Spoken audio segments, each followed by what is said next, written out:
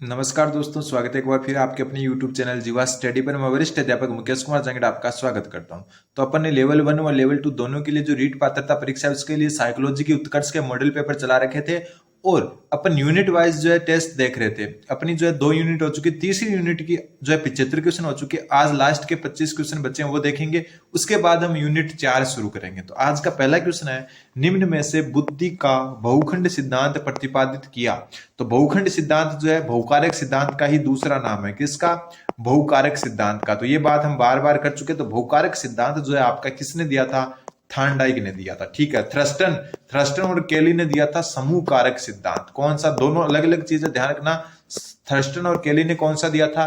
समूह कारक सिद्धांत। अगला क्वेश्चन है, आप देखते हैं कि एक छात्र बुद्धिमान है तो आप डैश जो है इनमें से क्या करेंगे। मतलब अगर आप एक छात्र को देखते हैं जो बुद्धिमान है तो आप क्या करेंगे? निम्नलिखित जो ऑप्शन है उसमें से उसके अभिभावक को सूचित करेंगे कि वह बुद्धिमान है, तो ये कोई जरूरत नहीं है। ठीक है।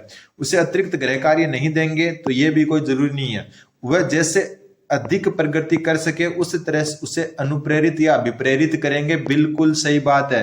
अगर आप देखते हो कि कोई छात्र बुद्धिमान है तो आपको ये करना चाहिए कि उसको कुछ ऐसी चीजें या ऐसे जो है कार्य देने चाहिए जिससे वो अधिक प्रगति करे। उसके लिए आपको उसको अभिप्रेरित या अनुप्रेरित करना चाहिए। उसके साथ संतुष्ट रहेंगे? बिल्कुल नहीं, संतुष्ट नहीं रहेंगे, उसको और आगे बढ़ने में मदद करेंगे। तो इसका उत्तर हो जाएगा ऑप्शन नंबर 3। अगला क्वेश्चन है, बुद्धि के समूह कारक या समूह तत्व मल्टीपल फैक्टर थ्योरी सिद्धांत के प्रवर्तक कौन है? ऊपर बात कर चुके कि बुद्धि के समूह कारक सिद्धांत के जो है प्रवर्तक या फिर जो प्रतिपादक हैं वो हैं थ्रस्टन एवं केली। ध्यान रखना, इनके साथ एक केली भी था। ठीक है।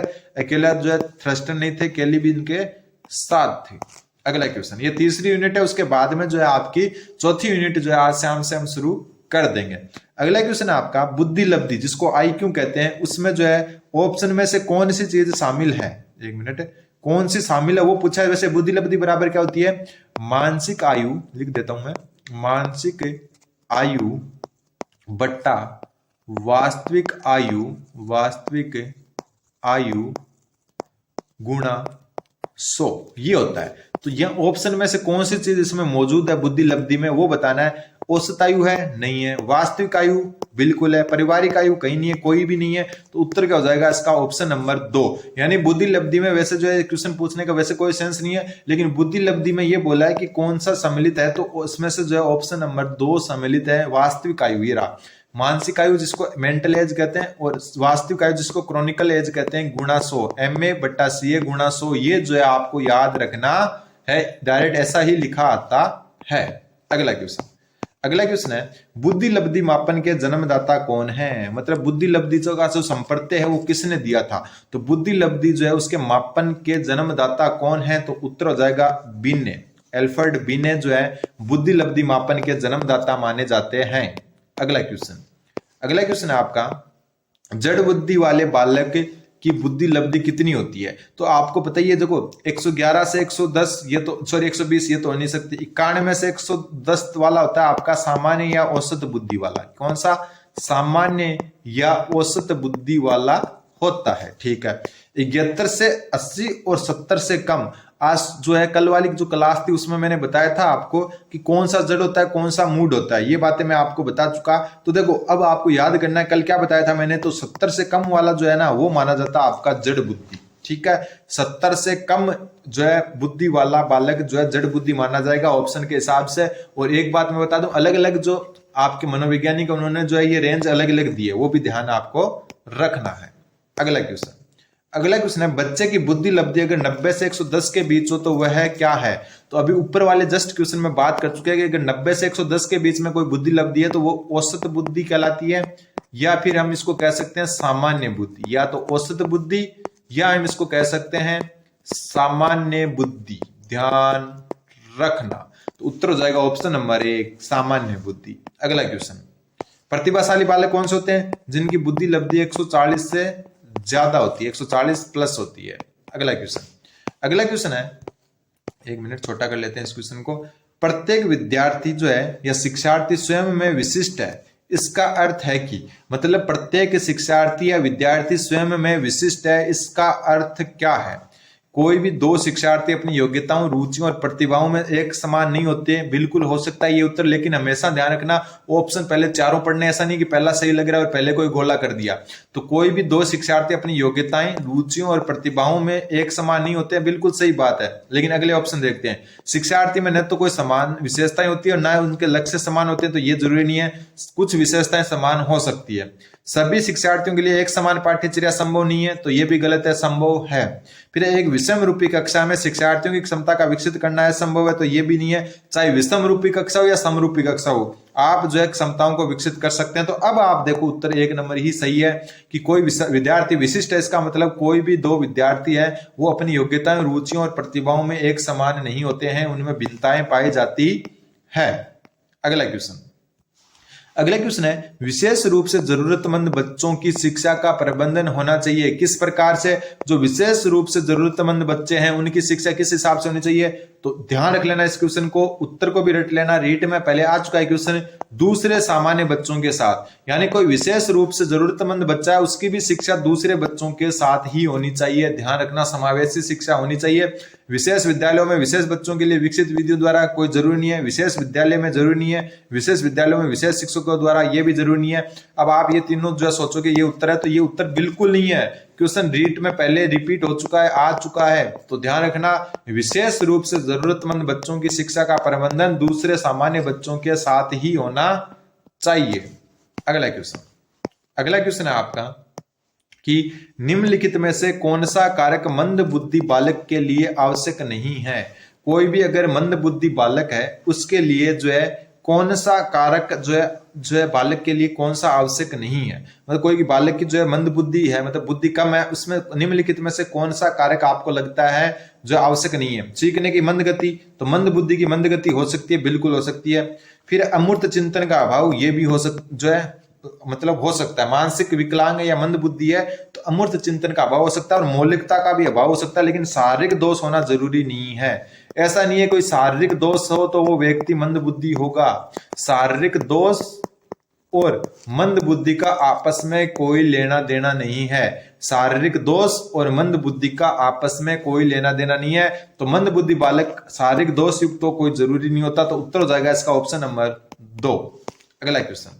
अगला क्वेश्चन है, निम्नलिखित में से कौन कौन सी पिछड़े बच्चों की समस्याएं होती है? पिछड़े जो बच्चे होते हैं उनकी समस्याएं कौन कौन सी होती है?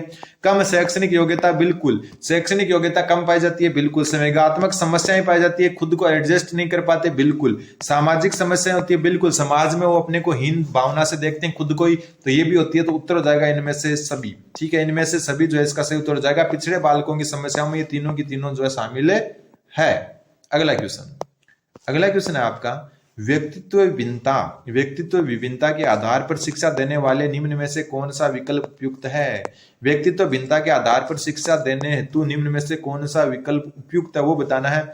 बुद्धि के स्तर के आधार पर बालकों का कक्षा विभाजन बिल्कुल नहीं करना चाहिए। लिंग के आधार पर बालकों का कक्षा विभाजन बिल्कुल भी नहीं करना चाहिए। लिंग के आधार पर गृह कार्य में भिन्नता बिल्कुल नहीं होनी चाहिए। बाल केंद्रित शिक्षण विधियों का प्रयोग बिल्कुल सही है। मतलब व्यक्तिगत भिन्नता के आधार पर शिक्षा देने हेतु निम्न में से कौन सा विकल्प उपयुक्त है? तो ध्यान रख लेना, बाल केंद्रित शिक्षण विधियों का प्रयोग करना। इसमें जो है मैं उत्तर जो है मान सकता हूं ऑप्शन 1 को भी मान सकता हूं। कैसे? देखो, अपन सब किस पर जाएंगे? ऑप्शन नंबर 4 पर जाएंगे। ठीक है, इसलिए मैंने इस क्वेश्चन को चेंज किया है। ऑप्शन 4 इसका उत्तर नहीं होगा। ऑप्शन 4 इसका उत्तर नहीं होगा। क्यों नहीं होगा? अपने को पॉजिटिव तो ये लग रहा ना कि ये होगा, लेकिन बात हो रही है विभिन्न जो व्यक्तिगत भिन्नता है उसके आधार पर अगर आप करना चाहो। ठीक है, इस क्वेश्चन को जानबूझ के मैंने पहले चौथा उत्तर बताया क्योंकि इनमें सब गलत लगेंगे और अपन लगेंगे कि कक्षा विभाजन नहीं होना चाहिए। ठीक है, लिंग के आधार पर भी नहीं होना चाहिए, तो बिल्कुल सही है। लेकिन बुद्धि, अगर आप व्यक्तिगत भिन्नता को आधार मान रहे हो तब आप जो है कक्षा का विभाजन बुद्धि स्तर के आधार पर कर सकते हो। ध्यान रखना कि कुछ ज्यादा सीखने वालों को अलग कक्षा दे सकते हो, उनको अलग, ये जो है मान्य है आपका। वैसे ये सही है, ये चीज करनी चाहिए, लेकिन बात हो रही है व्यक्तिगत भिन्नता के आधार पर। तो व्यक्तिगत भिन्नता के आधार पर ऑप्शन नंबर 1 सही होगा।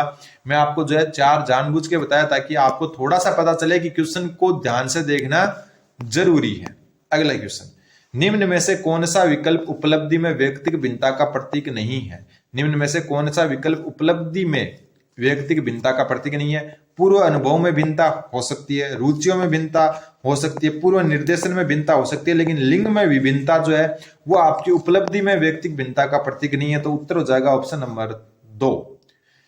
अगला क्वेश्चन, इसमें से कौन सा कृत्य बाल अपराध नहीं है? मतलब कौन से जो है कृत्य यानी कार्य बाल अपराध की श्रेणी में नहीं रखा जा सकता? नशा करना तो ये बाल अपराध है, कक्षा से भाग जाना बाल अपराध है, झूठ बोलना भी बाल अपराध है, लेकिन कक्षा में अगर आपको नींद आ गई है तो इसको हम बाल अपराध नहीं कह सकते। ठीक है, कक्षा में नींद निकालना आपका बाल अपराध के अंतर्गत नहीं आता।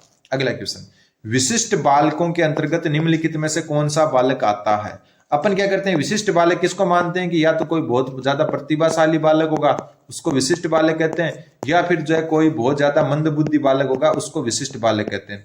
लेकिन ऐसा नहीं है, विशिष्ट बालक का अर्थ है कि वो किसी चीज में अन्य से भिन्न है, सामान्य से भिन्न होना। विशिष्ट का अर्थ हो गया सामान्य से भिन्न होना, सामान्य से भिन्न होना, भिन्न होना। जैसे पिछड़ा बालक है वो सामान्य से भिन्न है तो ये भी विशिष्ट बालक है। प्रतिभाशाली बालक भी सामान्य से विशिष्ट अलग है तो ये विशिष्ट हो गया। मंदबुद्धि भी विशिष्ट हो गया। उत्तर हो जाएगा इनमें से सभी। यानी विशिष्ट बालक के अंतर्गत कोई फिक्स नहीं होता, पिछड़ा भी आ जाता है, प्रतिभाशाली भी आ जाता है और मंदबुद्धि भी आ जाता है। अगला क्वेश्चन है, व्यक्तिगत भिन्नताओं के आधार पर पार्कहर्स्ट ने बालकों के लिए दी गई शिक्षा पद्धति कौन सी है? तो पार्कहर्स्ट या फिर पार्कहर्स्ट ने जो है दिया था वो दिया था डाल्टन प्लान या डाल्टन विधि। तो उत्तर हो जाएगा ऑप्शन नंबर ए। अगला क्वेश्चन है कि किसी बच्चे में सृजनशीलता विकसित करने के लिए अध्यापक को क्या नहीं करना चाहिए? किसी बच्चे में सृजनशीलता विकसित करने के लिए अध्यापक को नहीं करना चाहिए बच्चे की क्रियाओं को प्रतिबंधित करना, तो यही नहीं करना चाहिए ऑप्शन ए, क्योंकि उनकी क्रियाओं को प्रतिबंधित नहीं करना चाहिए, करके सीखने देना चाहिए। बच्चे के विचारों का सम्मान करना चाहिए, बिल्कुल। बच्चे की जिज्ञासा को संतुष्ट करना चाहिए, बिल्कुल। बच्चे को अपूर्व चिंतन की दिशा में ले जाना चाहिए, बिल्कुल। ये अमूर्त है, अपूर्त नहीं है, अमूर्त चिंतन, अमूर्त चिंतन की दिशा में ले जाना चाहिए, बिल्कुल। लेकिन बच्चे की क्रियाओं को प्रतिबंधित नहीं करना चाहिए। उत्तर हो जाएगा ऑप्शन नंबर ए। अगला क्वेश्चन है आपका, सीमा हर पाठ को बहुत जल्दी सीख लेती है जबकि लीना उसे सीखने में ज्यादा समय लेती है। यह विकास डैश सिद्धांत को दर्शाता है। मतलब एक सीमा नाम की लड़की है, वो जो है हर पाठ को बहुत जल्दी सीख लेती है, जबकि लीना नाम की एक लड़की है उसे सीखने में ज्यादा समय लगता है। यह विकास के किस सिद्धांत को दर्शाता है? तो ये दर्शाता है आपका व्यक्तिक भिन्नता को। मतलब हर व्यक्ति की अलग गति होती है, हर व्यक्ति की सीखने की गति अलग होती है, सीखने की गति अलग अलग होती है, सीखने की गति अलग अलग होती है। तो उत्तर हो जाएगा ऑप्शन नंबर ए। अगला क्वेश्चन है, निम्न कथनों में से कौन सा कथन सही नहीं है? ऊंचे या नीचे प्रत्येक व्यक्ति में सृजनशीलता के बीज होते हैं। ठीक है, ऊंचे या नीचे प्रत्येक व्यक्ति में सृजनशीलता के बीज होते हैं, बिल्कुल सही बात है। मतलब व्यक्ति ऊंचा हो या नीचा उसमें सृजनशीलता तो पाई जाती है, भले ही वो दिखती नहीं, वो अलग बात है। सृजनशीलता और परिपक्वता के बीच दूरी का संबंध होता है, ये गलत है आपका। जो सृजनशीलता है वो परिपक्वता से दूरी का संबंध नहीं कर सकते, परिपक्वता से सृजनशीलता प्रभावित होती है। तो उत्तर हो जाएगा आपका ऑप्शन नंबर 2। फिर किसी समस्या को हल करने के लिए अवसर दिया जाना चाहिए, बिल्कुल। मौलिकता ही सृजनशीलता है, बिल्कुल। लेकिन सृजनशीलता और परिपक्वता के बीच दूरी का संबंध नहीं है, परिपक्वता जो है सृजनशीलता को प्रभावित करती है। ऑप्शन नंबर 2 इसका सही उत्तर हो जाएगा। आज का लास्ट क्वेश्चन, क्योंकि अपनी यूनिट पूरी हो रही है इसलिए क्लास थोड़ी छोटी बनी है, और फिर हम जो चौथी यूनिट शुरू करेंगे आज शाम से। एक अध्यापक किसी भी समूह में समुदाय आधारित व्यक्तित्व भिन्नताओं को समझ सकता है, किसके आधार पर? मतलब एक अध्यापक है किसी भी समूह में समुदाय आधारित व्यक्तित्व भिन्नताओं को कैसे समझ सकता है? आंखों के संपर्क के आधार पर बिल्कुल नहीं, बुद्धि के आधार पर बिल्कुल नहीं, भाषा में अभिव्यक्ति के आधार पर बिल्कुल। बात हो रही है यहाँ पर समुदाय आधारित व्यक्तित्व भिन्नता की, मतलब जो समाज में होती है। तो समाज में हम भाषा और बोली से जो है क्या करते हैं, व्यक्तित्व समझते हैं, गृह कार्य के आधार पर भी नहीं समझते। उत्तर हो जाएगा ऑप्शन नंबर 3। तो ये अपनी जो है क्लास थी जीवा स्टडी चैनल पर आप बने रहें। चौथी यूनिट जो है आज शाम से हम शुरू कर देंगे, और चैनल को जो है सब्सक्राइब जरूर करें, क्योंकि आगे अपनी जो है ना 3rd ग्रेड की वैकेंसी आ रही है, उसमें क्लासें निरंतर जारी रहेगी। और लगभग 2-3 मार्च से, कितने मार्च से? 2-3 मार्च से हम जो अपना दूसरा चैनल है जो 16,300 सब्सक्राइबर है उस पर हम 2nd ग्रेड की क्लास स्टार्ट करने वाले हैं। तो चैनल को सब्सक्राइब करें। 3rd ग्रेड की क्लास आपको इसी चैनल पर मिलेगी। धन्यवाद, बने रहें जीवा स्टडी के साथ।